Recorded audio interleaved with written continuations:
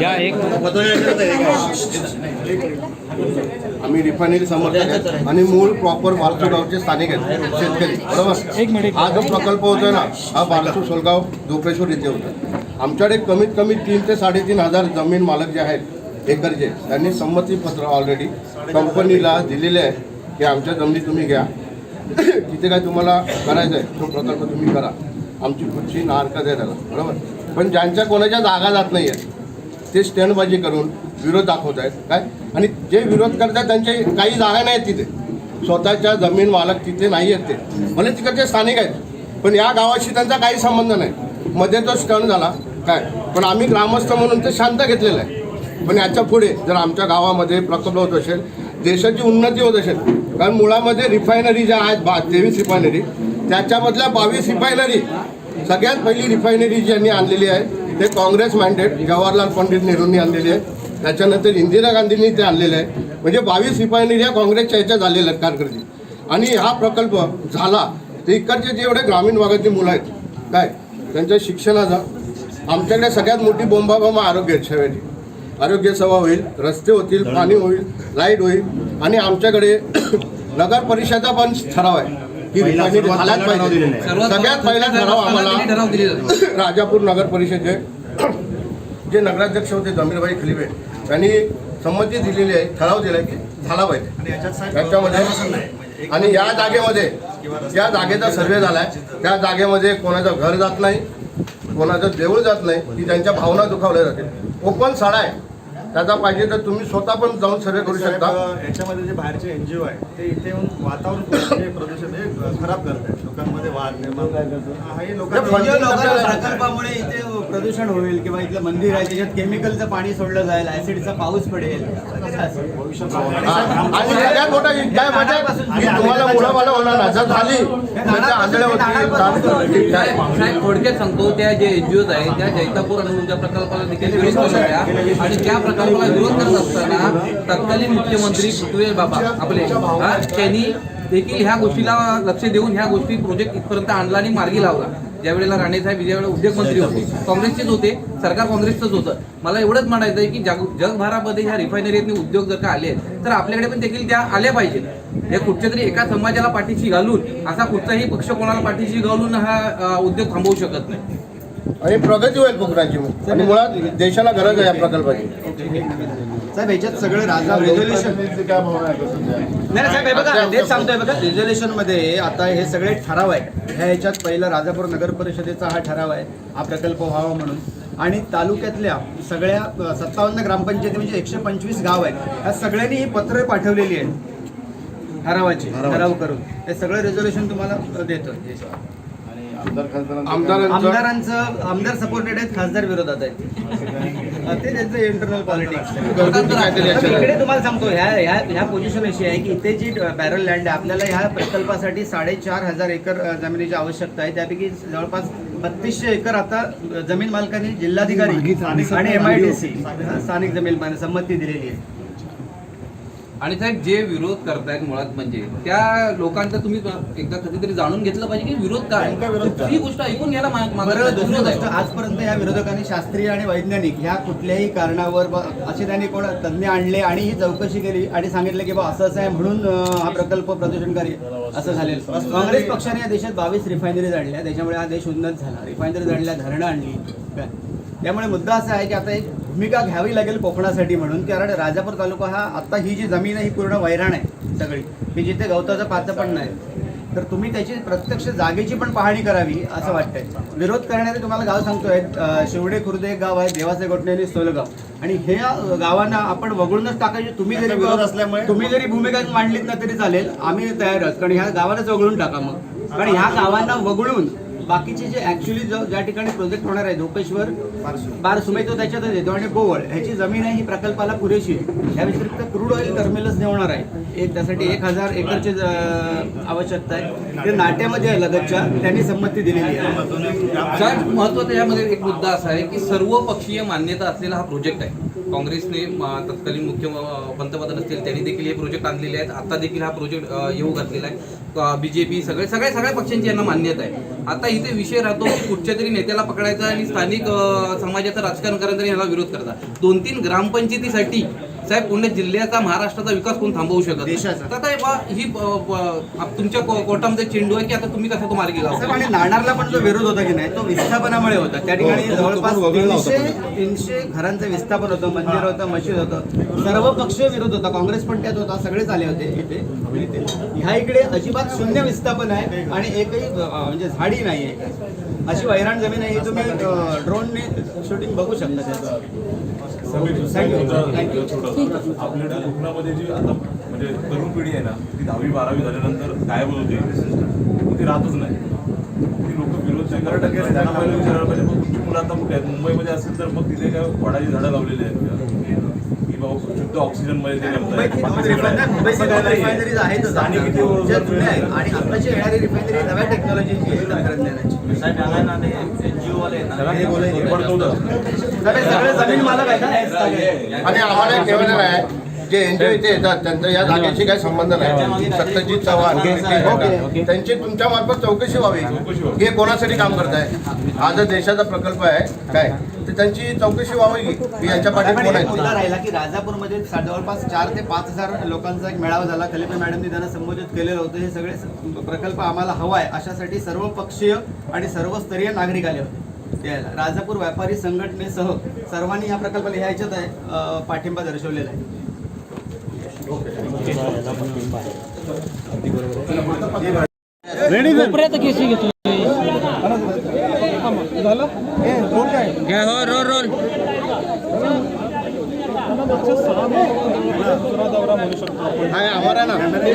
प्रयोजन काय आहे या दौऱ्यामागचा? आज चिपळूणला पक्षाच्या वतीने एक मेळावा आहे आणि विशेष करून आपल्या इथं जी रिफायनरी येते आहे त्या रिफायनरीच्या बद्दलचा एक मोठा वाद समर्थनार्थक आणि विरोधात अशा पद्धतीचा आहे. आमच्या कोकणाचा विकास व्हावा ही सगळ्यांची मनापासून इच्छा आहे. आणि हे मतभेद जे आहेत ते नेमकं कशासाठी आहेत, काय आहे, ह्या सगळ्या गोष्टी जवळून बघायला मी इथं आलेला आहोत. आणि म्हणून आज मी सगळ्यांचं मत पण जाणून घेतो. आखरी काँग्रेस पक्ष हा विकासासोबत राहिलेला आहे आणि या देशाला गेल्या 60 वर्ष त्या देशामध्ये सुई होत नव्हती. इथं सुईपासून तर रॅकेटपर्यंत या देशामध्ये निर्माण करण्याचं, लोकांना मुख्य प्रवाहात आणण्याचं काम काँग्रेसने केलं. आणि म्हणून जिथं विकासाच्या गोष्टी येतात तिथं काँग्रेस पुढे येतं. आणि म्हणून राज्याचा प्रदेशाध्यक्ष म्हणून आज जो आमच्या रत्नागिरी जिल्ह्यामध्ये या रिफायनरीचा वाद आहे तो जवळून बघण्यासाठी आणि त्याला कसं सोडवता येईल यासाठी मी इथं आलेलो आहे. भूमिका कशी असणार आहे पक्षांची? कारण की जर मुद्दा पाहायला गेला तर राजकीय पक्षांनी भूमिका घेतली त्यानंतरच एकंदर त्या रिफायनरीबाबतचे मतभेद हे वाढताना दिसून आले. बघा, आमच्या कोकणाला निसर्गाने भरभरून दिलेला आहे आणि आमच्या कोकणातल्या प्रत्येक तरुणांना आपलं गाव, आपलं तालुका सोडून चाकरमाने म्हणून मुंबईमध्ये काम करायला जावं लागतं, बाहेर ठिकाणी जावं लागतं. आणि म्हणून निसर्गाच्याच आधारावर या ठिकाणी उद्योग उभे व्हावेत, पर्यटनाच्या माध्यमातून या ठिकाणी उद्योग उभे व्हावेत, रोजगार निर्मिती व्हावी, ही कल्पना काँग्रेस पक्षाची या ठिकाणी आहे. आणि आपल्याला लक्षात असेल की आता ज्या ठिकाणी आपण आहोत हे माजी बांधकाम मंत्री हातनकर साहेब हा यांचा भाग आहे. आणि हातनकर साहेबांनी सातत्यानं कोकणाच्या विकासासाठी त्यांनी केलेला प्रयत्न हा अजूनही कोकणातली लोकं विसरलेली नाही. आखरी या सगळ्या विषयाला प्रामुख्यानं आम्ही पुढे नेण्याचा नवीन पिढीचा आमचा संकल्प आहे. आणि म्हणून मी प्रदेशाध्यक्ष म्हणून जवळून हे सगळ्या गोष्टी बघायला, कारण की कोणी आपल्याला मुंबईत येऊन काय सांगावं आणि वस्तुस्थिती नेमकी काय आहे हे समजण्यासाठी मी इथं आलेलो. आखरी लोकशाहीमध्ये सर्वसामान्याला त्यांच्या भागाचा विकास अपेक्षित असतं आणि म्हणून मी या ठिकाणी आलेलो. पक्षाला नानाच रिफायनरीला न्याय देणार ही भूमिका अजून ठाव आहे. बघा, आम्ही तुम्हाला सांगितलेलं आहे की नाणारचा विषय आता नाणार कुठं गायब झाला, कसा झाला हे आपल्याला सगळ्यांना माहिती आहे. त्याच्या मागचं मोठं राजकारण. महाराष्ट्रामध्ये महाविकास आघाडीचं सरकार आलं आणि या महाविकास आघाडी सरकारमध्ये जे काही 2 वर्ष कोरोना आणि मग सरकार सुरू झाली आणि मग ईडीचं भाजपप्रणित सरकार महाराष्ट्रात आलं आणि पुन्हा सत्तेचं परिवर्तन झालेलं आहे. आणि म्हणून आता या सगळ्या गोष्टीला एक आता नवीन बाळ जन्माला आलेलं आहे.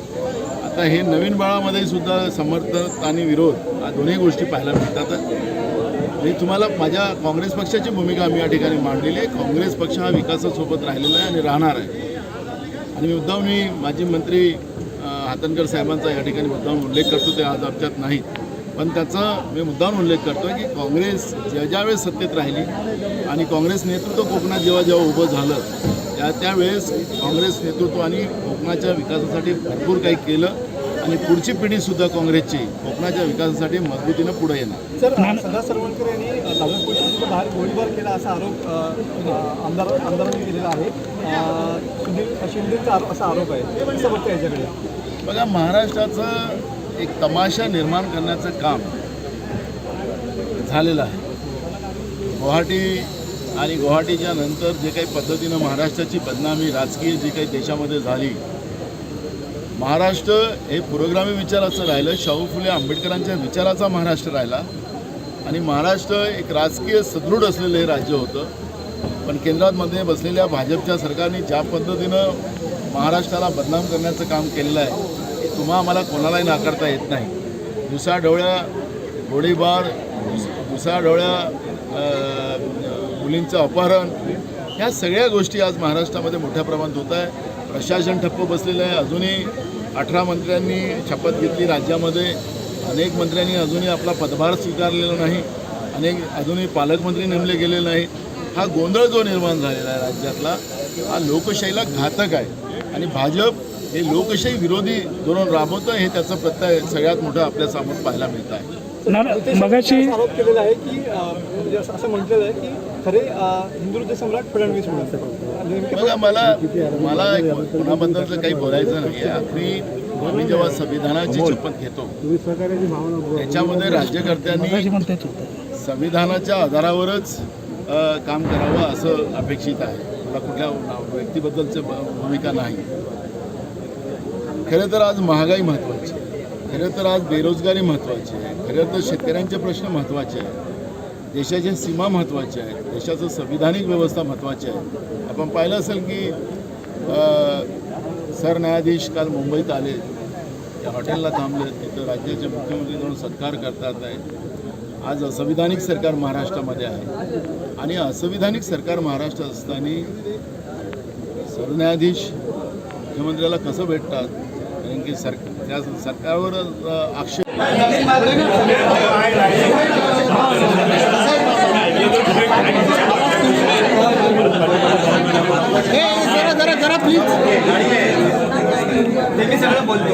काय मुद्दे बोलायचे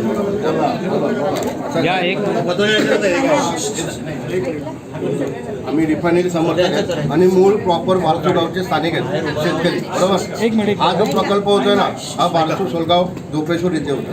आमच्याकडे कमीत कमी 3 ते 3.5 हजार जमीन मालक जे आहेत एकरचे, त्यांनी संमतीपत्र ऑलरेडी कंपनीला दिलेले आहे की आमच्या जमिनी तुम्ही घ्या, तिथे काय तुम्हाला करायचं आहे तो प्रकल्प तुम्ही करा, आमची खुर्ची नारकत आहे त्याला, बरोबर. पण ज्यांच्या कोणाच्या जागा जात नाही आहेत ते स्टँडबाजी करून विरोध दाखवत आहेत काय, आणि जे विरोध करतात त्यांचे काही जागा नाही आहेत तिथे, स्वतःच्या जमीन मालक तिथे नाही आहेत, ते भले तिकडचे स्थानिक आहेत पण या गावाशी त्यांचा काही संबंध नाही.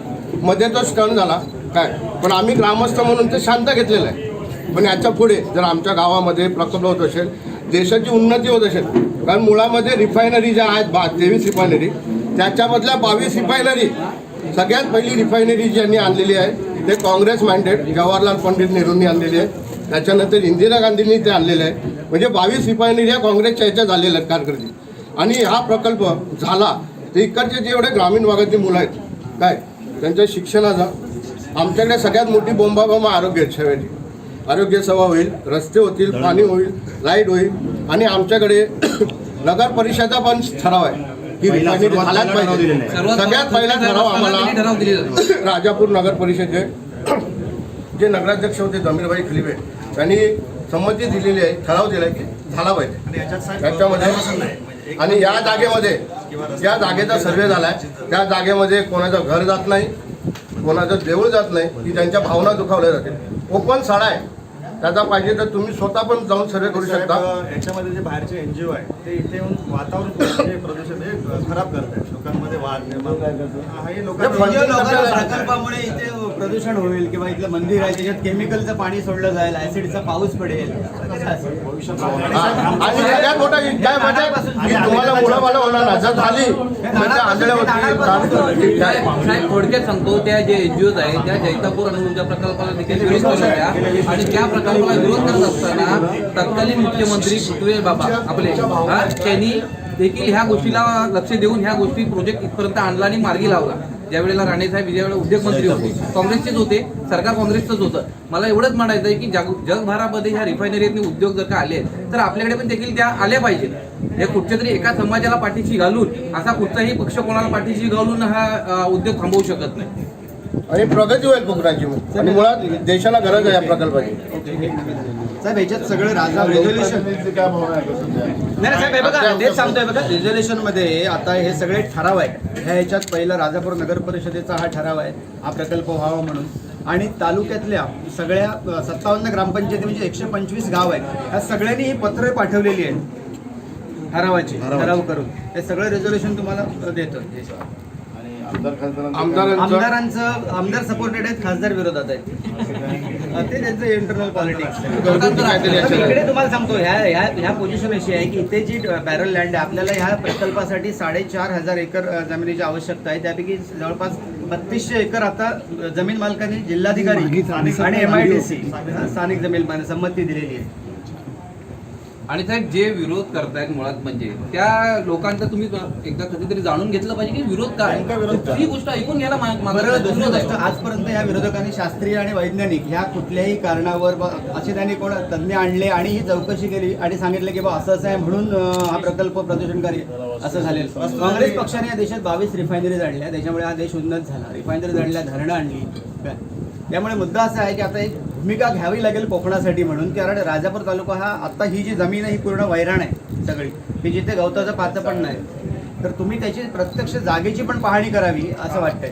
विरोध करणारे तुम्हाला गाव सांगतोय, शिवडे खुर्द एक गाव आहे, देवाचे गोठणे आणि सोलगाव, आणि हे गावांना आपण वगळूनच टाकायची. तुम्ही जरी भूमिका मांडलीत ना तरी चालेल, आम्ही तयारच, कारण ह्या गावालाच वगळून टाका मग. कारण ह्या गावांना वगळून बाकीचे जे ऍक्च्युली ज्या ठिकाणी प्रोजेक्ट होणार आहे, धोपेश्वर बारसुमे तो त्याच्यातच येतो आणि गोवळ ह्याची जमीन आहे ही प्रकल्पाला पुरेशी आहे. या व्यतिरिक्त क्रूड ऑइल टर्मिनल्स होणार आहे, त्यासाठी 1000 एकरची आवश्यकता आहे. ते नाट्यामध्ये आहे लगतच्या, त्यांनी संमती दिलेली आहे. महत्वाचा यामध्ये एक मुद्दा असा आहे की सर्व पक्षीय मान्यता असलेला हा प्रोजेक्ट आहे. काँग्रेसने तत्कालीन मुख्य पंतप्रधान असतील त्यांनी देखील हे प्रोजेक्ट आणलेले आहेत. आता देखील हा प्रोजेक्ट येऊ घातलेला आहे. BJP सगळ्या पक्षांची यांना मान्यता आहे. आता इथे विषय राहतो की कुठच्या तरी नेत्याला पकडायचा आणि स्थानिक समाजाचं राजकारण करायचं आणि याला विरोध करता.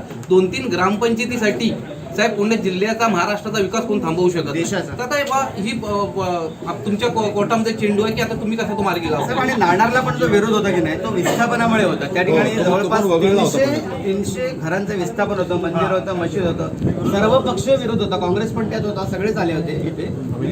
ह्या इकडे अजिबात शून्य विस्थापन आहे आणि एकही म्हणजे झाडी नाही आहे. अशी वैराण जमीन आहे. ही तुम्ही ड्रोनने शूटिंग बघू शकता त्याचं. आपल्याकडे कोकणामध्ये जी आता म्हणजे तरुण पिढी आहे ना, ती 10वी-12वी झाल्यानंतर गायब होते, ती राहतच नाही. ती लोक विरोध जे करतात त्यांना पहिलं विचारायला पाहिजे, मग तुमची मुलं आता कुठे आहेत? मुंबईमध्ये असेल तर मग तिथे काय वडाची झाडं लावलेली आहेत की बाबा शुद्ध ऑक्सिजन मध्ये ते रिफायनरीज आहेतच आणि आताची येणारी रिफायनरी नव्या टेक्नॉलॉजीची आहे, तंत्रज्ञानाची.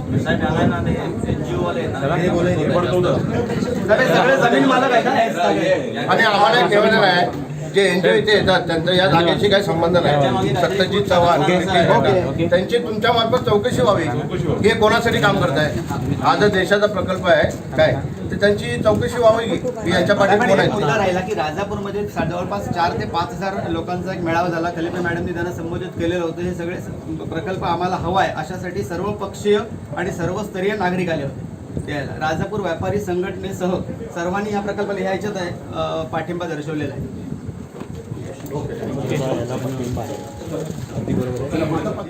असे नवनवीन व्हिडिओ पाहण्यासाठी कोकणशाहीचं यूट्यूब चॅनल सबस्क्राईब करा व बेल बटन प्रेस करा. तसेच फेसबुक पेज लाईक करा आणि इंस्टाग्राम